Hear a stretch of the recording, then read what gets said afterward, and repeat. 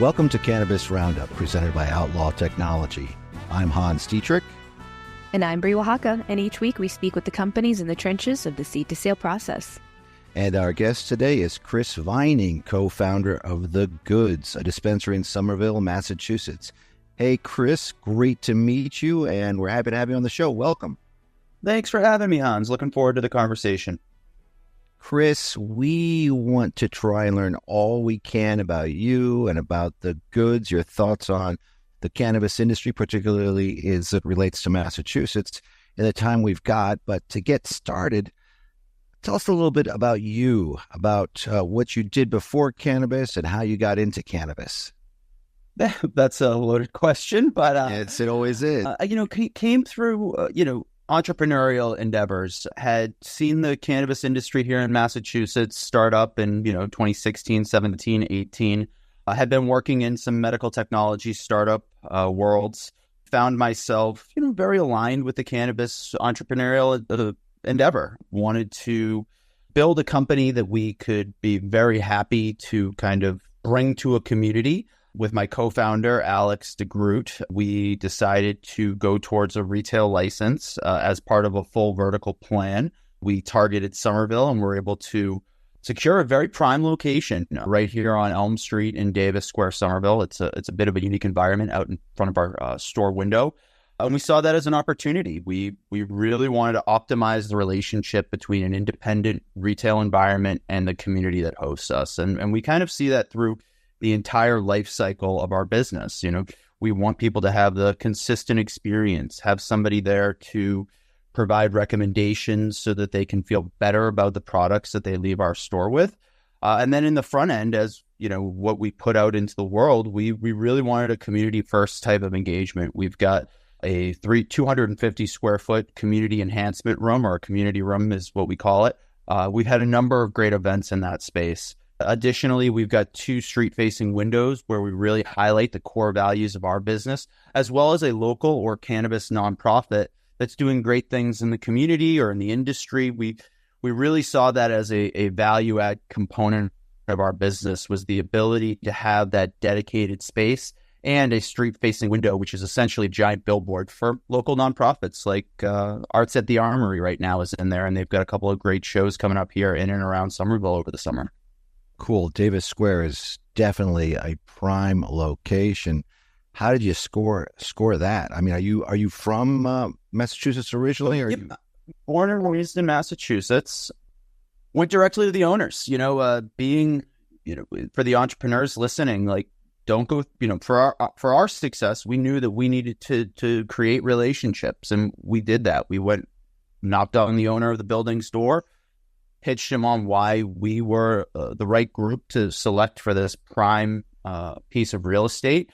We're able to bring them on board as almost as a partner from the start. It started for us back in April of 2019, and we didn't open until November of 2022. So it was a very long process, but we were really committed to the cause, committed to, creating a better cannabis retail environment here in Massachusetts. And, we could speak about the different aspects of what's going on here in mass retail, but we really wanted to be consumer-facing, consumer-centric from the outset. Let's build a dispensary and follow through in terms of the branding and the design and the community outreach.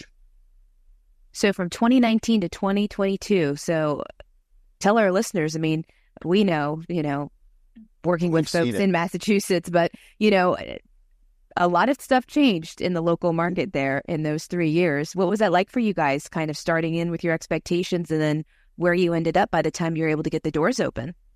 Back in 2019 when we started, it was, $70 average tickets, and pounds were going for multi-thousands of dollars. And now it's a race to the bottom for some of the operators out here that, trying to find ways of bringing people in the door using price as a lever. It makes it very difficult for the entire ecosystem. Over the course of those years, we engaged with a lot of different operators, entrepreneurs here in Massachusetts, really got a good feeling for kind of our place within the market. We're fortunate to find capital that was able to allow us to bring the goods to the public.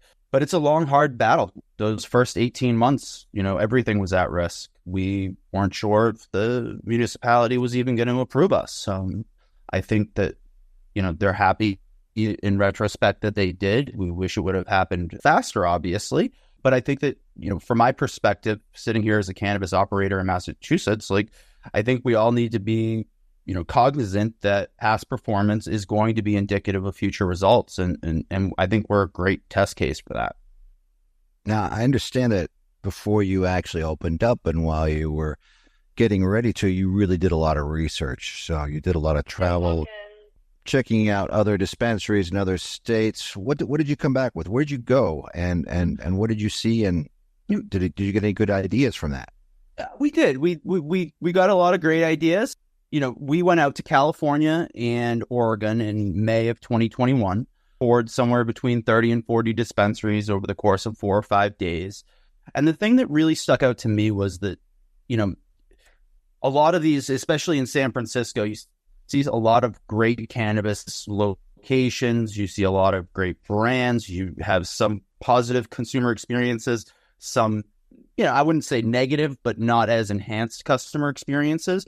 And what we really wanted to do, and what was really kind of my mindset coming back from that trip, was that we needed to follow through on everything. And that means that from the initiation of an idea that let's open a cannabis retail environment, through all of the pre-construction, the construction and design, the community engagement, all the way following through to operations, we wanted to be intentional throughout that process. And that's why, the goods is a little bit different here in the Massachusetts market. How is it different? How is it different from other dispensaries near you in the Boston area? Absolutely. I would say that a lot of the dispensaries in the Boston area are what I would call fulfillment centers. I think that's, there's a few different factors that dictate that type of customer experience. Mm-hmm. And we really wanted to enhance the customer experience. We were fortunate with our location here in Davis Square, Somerville, that we had about 4,500 square feet. And we wanted to really leverage that additional space to elevate visual merchandising and branding within our store, to assist with the education of our consumers. We think that if we provide them a consistent experience in store, they'll leave feeling better about the products, feeling more empowered when they go and use their cannabis for the consistent experience that they're hoping for. And we really wanted to be a platform for these brands that are coming to Massachusetts. It seems like there's a new one every other day. So we really knew that was going to be a visual merchandising and marketing exercise on the sales floor, was going to be super important and was going to differentiate our environment from a lot of the other environments in and around our storefront here. I like that you brought up education, and you're right. We've seen a lot of places all over the country that are just basically fulfillment centers, as you said. But what do you do on the education side? Education is so important, and most people still don't know what they're buying. Absolutely. We do our best as an independent retail storefront to provide those types of materials. But what we really thought was going to be our differentiator from a consumer education standpoint was going to be a consultative approach, that we really have invested in great people who can advise consumers on their purchases, make sure that they understand why this product and not maybe another product. And that's really the way that we look to attack the issue of consumer education, was to really get out in front of people, encourage a conversation. When we were out in California, I remember being at Harborside out in Oakland, and it's like a CVS. All the products are on the sales floor, but there was still some trepidation or hesitation in between, even between consumers. Oh, you're looking at that, I'm not going to bother you. We wanted to encourage the engagement, to say, hey, we're here to help if you have a question, not, what do you want? Okay, do you want fries with that? No, we want to elevate the experience, provide that level of customer service that I feel is missing in a lot of cannabis retail environments at this moment in time. Even if you have your products out on the sales floor, cannabis is different than other industries where, look, it's a new sort of novelty product. We weren't always able to walk into stores and have, every color under the rainbow, every flavor, every dose size available to us in multiple ways of delivery, edibles versus vapes versus flower. But I mean, it's still the sort of industry where, I'm not able to walk into any store and like grab something and look at the back of the box. You have no idea what the terpene profiles are. And so a lot of it is, educating and, talking with the folks who are there and understanding what's, the profile of something. It might be the same strain, but a completely different manufacturer. And in which case, we all know that that doesn't mean you're going to get the same effects. Absolutely. 100%. A consistent experience across the full spectrum of engagement within cannabis is needed. It's tough though. It's harder than we even anticipated to build what we think of as as close to a traditional retail shopping experience or environment here at the Goods. It's still a challenge that we look to attack every day. It's hard though. Very difficult. Yeah. What are you guys finding is resonating with folks? Do you ever see kind of a comparison between, folks that order online and what you see your online shoppers buying versus the ones that you get that engagement face to face? So much of it is still price driven. Right now especially in the Massachusetts market where prices have been compressing for the last 18 plus months. We see that, the combination of visual merchandising with supplementary support from our, boots on the ground staffers has been our best tactic to this point. I think over the course of the next, 6, 12, 18 months, we'll look to technology to assist in that engagement that I think that I would have thought coming to market in 2022, the technology would have been a little bit farther ahead. It's just not, unfortunately. We're working, with a lot of different companies. We're having a lot of conversations at this moment in time to really try to enhance that customer experience so that we can get the right customer into the right product at the right price. What products do you focus on? Unfortunately, I haven't been there. Next time I'm in the Boston area, I'm definitely going to come by. But I'm guessing just by the way you talk and what you're trying to achieve here, that you have a lot of really good premium craft flower products like that. And, if you're able to, please tell us what you have and, where you're getting them from. Who are your cultivators? Who are your suppliers? Who are your wholesalers? Everybody. We touch a little bit of everybody from, the big MSOs. We do sell high supply from Cresco, and we sell the Nature's Heritage ARL. But then we also supplement with smaller brands like a Fathom Cannabis or a Coast Cannabis, who's an independent gummy maker, as well as chocolate bars and vapes out here. So we really want to have a cross section of the entire industry here. We're an independent retailer that I think that it's important for us to have a little bit of everything, because every customer could potentially want Cresco products, or maybe they want that small craft cultivation from somebody like Fathom or Bailey's. So that it is difficult for us to keep everything, to the inventory levels that we want. And that's part of the challenge that we're hoping technology will be able to assist us with, both in making our external buying decisions, as well as, formulating a menu that works for everybody. We all know that it's really tough in Massachusetts with the 5 milligram edible dosage. That really makes it difficult for us to differentiate that portion of our menu. So we do use visual merchandising. Buona, for instance, has come in and done a great display. We're talking with companies like Kiva and Wild about potentially coming onto our sales floor to find what's going to activate a brand here in Massachusetts. What key information do we want to download onto the consumer during the shopping experience so that they can, create a relationship with the products that we sell and the brands that make them. You talked a bit about hoping to have technology help you out with that. What does your current tech stack look like as far as POS and, grabbing that customer data and menus and such? So right now, because of the consultative approach that we have engaged on, we run a Jane e-commerce environment over a Dutchie POS, where the majority of our orders come through the e-commerce environment. We will probably look to bring the full tech stack to a single vendor so that we can better assist the consumer. We think that, having this mildly broken system with a e-commerce that's not directly connected to the POS was very good for us at the start of our operations. We need to enhance it. We need to, find ways of engaging the consumer, bringing more loyalty into the picture here. so that we can, really be that independent operator that serves the consumer from the second they walk in the door right through the second they walk out. Speaking of loyalty, how is that going for you? Are you finding that most of your customers are from the neighborhood? And what do you offer them besides the products? I know that you do some things with education and you gear a lot of your stuff towards wellness. Can you talk about that a little bit? That's one of the areas of our business that I'm really looking to lean on our product manufacturers and cultivators here as we kind of turn towards 420 in the second half of 2024. Cultivator manufacturer processors need to, develop their own marketing plans to educate the consumer. And we want to be a conduit to that. On our sales floor, we're really working with brands to highlight them throughout the shopping experience. I'll just keep going back to Wana, who's done a really nice install here.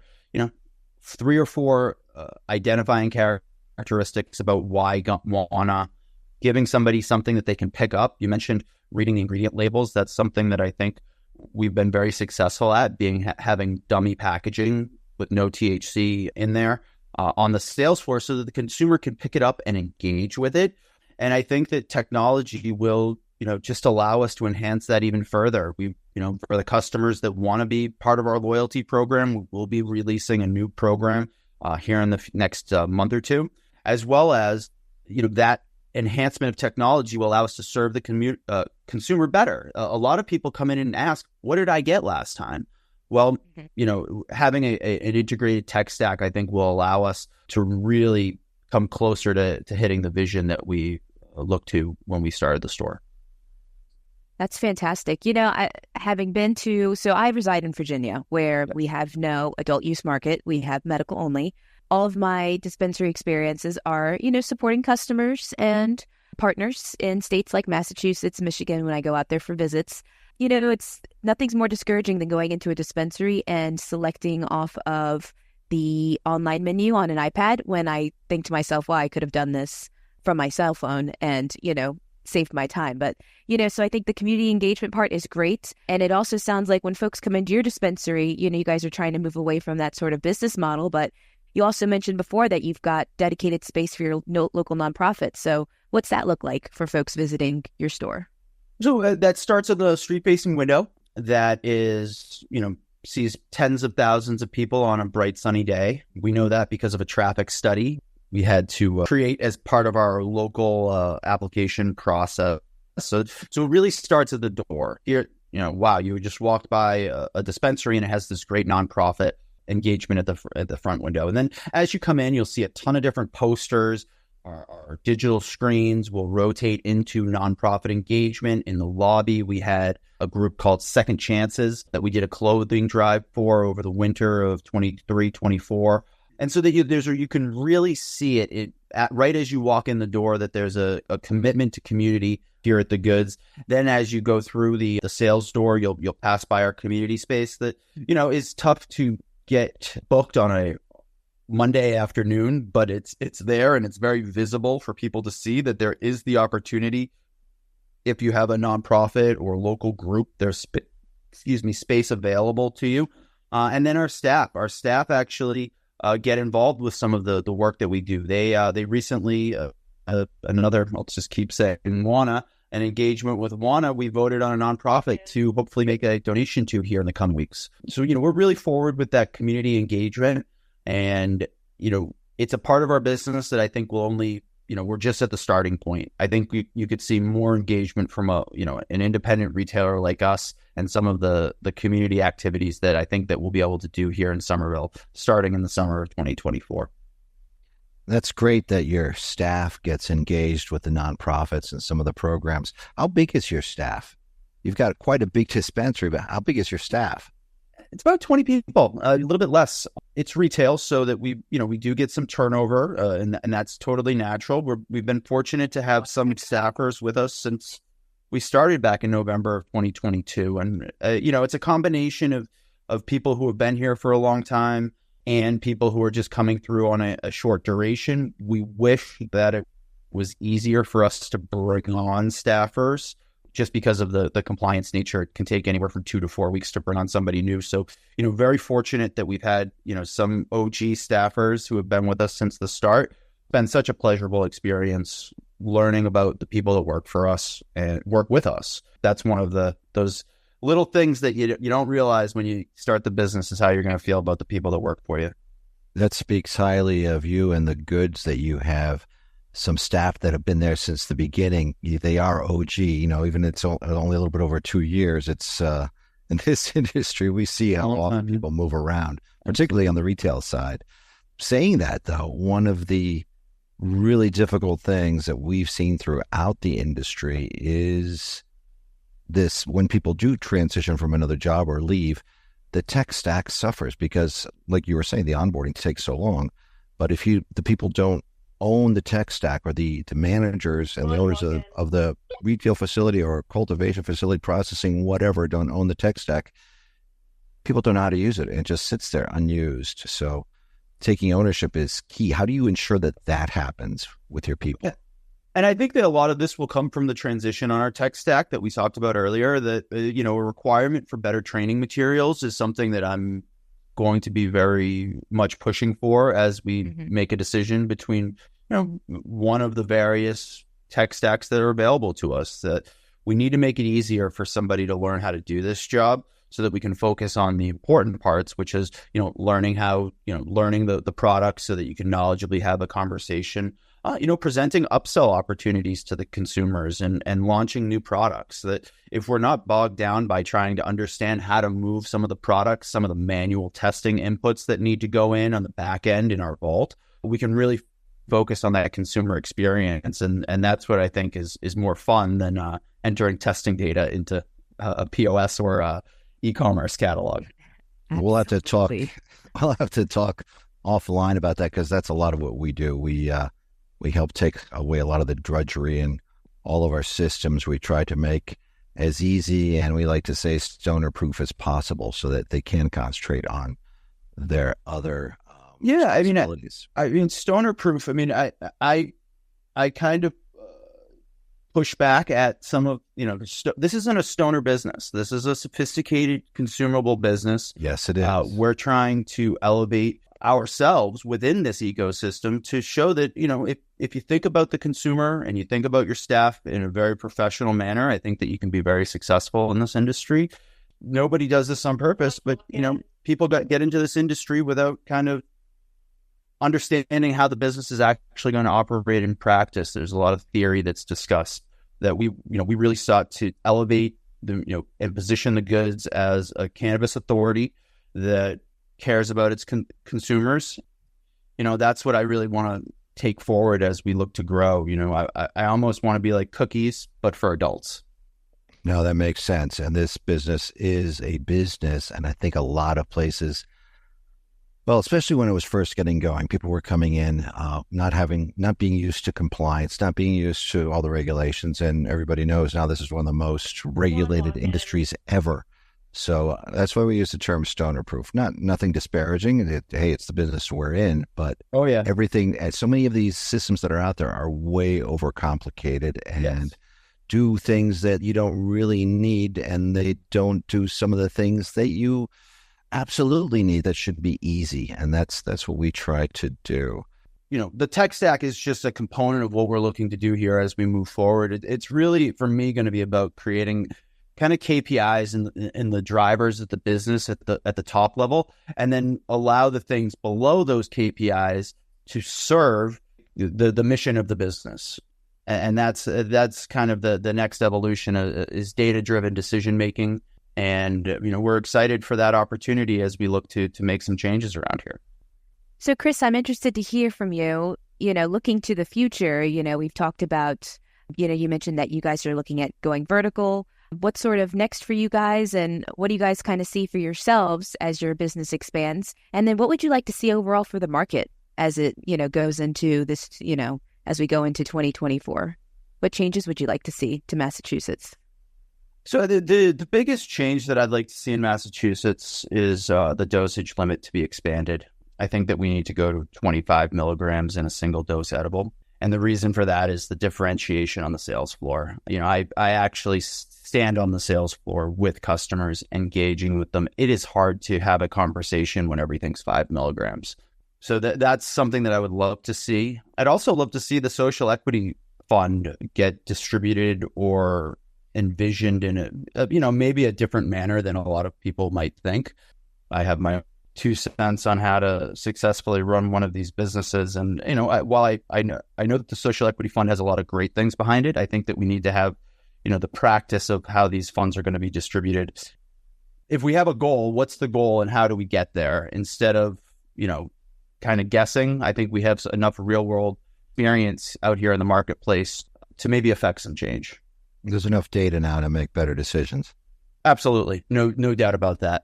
So on that note, in Massachusetts, we've seen so much consolidation recently. We've seen some big players shut down. We still see a lot of people opening up, though. There are still new dispensaries every day. Do you think the market in Massachusetts is becoming oversaturated?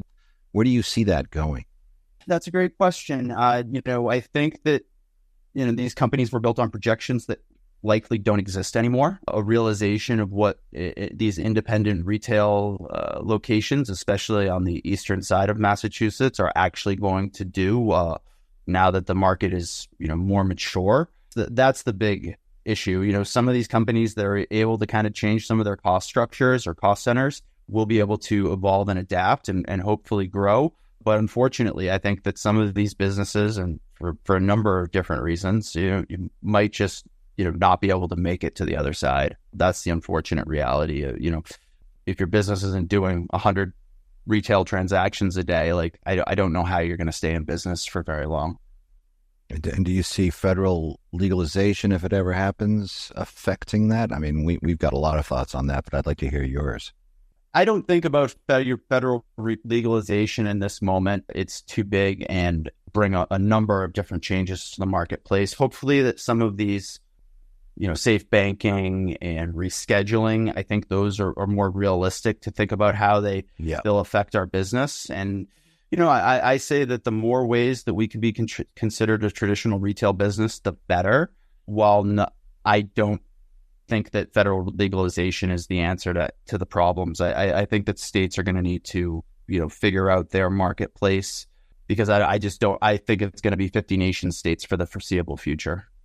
Yeah, we're kind of on the same page as you are. Yeah, federal legalization, we're not quite ready for it. I think it's a ways off anyway.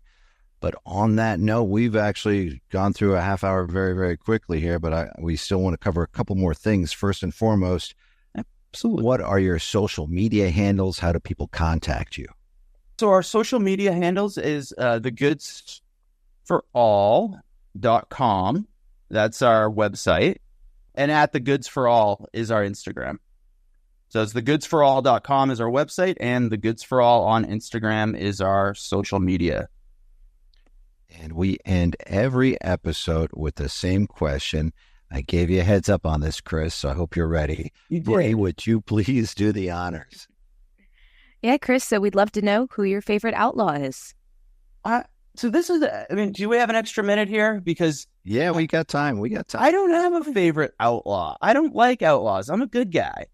I think that the glamorization of some of the outlaw characteristics of this industry might lead us down a path that we're not quite, that sophisticated businesses that I see, and the vision I have for my place within the industry is very law abiding. And, I embrace regulations. I want to see the black market, in Massachusetts go away to some extent. But I did think of an answer, and Omar Little, at least, he was robbing from other criminals, had some values attached to the way that he looked to operate. I guess you'd call it a business, if not Omar. So that's my kind of long-winded answer. Wasn't expecting an outlaw question before I saw your email. There's my 2 cents on the matter. Well, some places, some people are considered outlaws in other countries or in other times that today would be considered law-abiding citizens. We've had answers, ranging from Billy the Kid and Alexei Navalny. And so it could be anybody you want. Omar Little's a good choice. Yep. So that's the one I'm going with. Well, thank you very much for being here with us today, Chris. We really enjoyed speaking with you and hearing about the goods and about how you got into the business and your thoughts on where the market's going. Well, thank you both for the time. Hope to talk again soon. And thanks, everyone, for listening. If you have any questions you'd like us to ask on our show about compliance, metric, or automation, please email them to us at info@outlawtechnology.net. You can download past episodes of our program by going to outlawtechnology.net, cannabisradio.com, or the Cannabis Radio app for iTunes and Google Play, as well as subscribing to the show on Apple Podcasts, Google Podcasts, Amazon Music, Pandora, YouTube, and Spotify. Thanks for listening, and be well.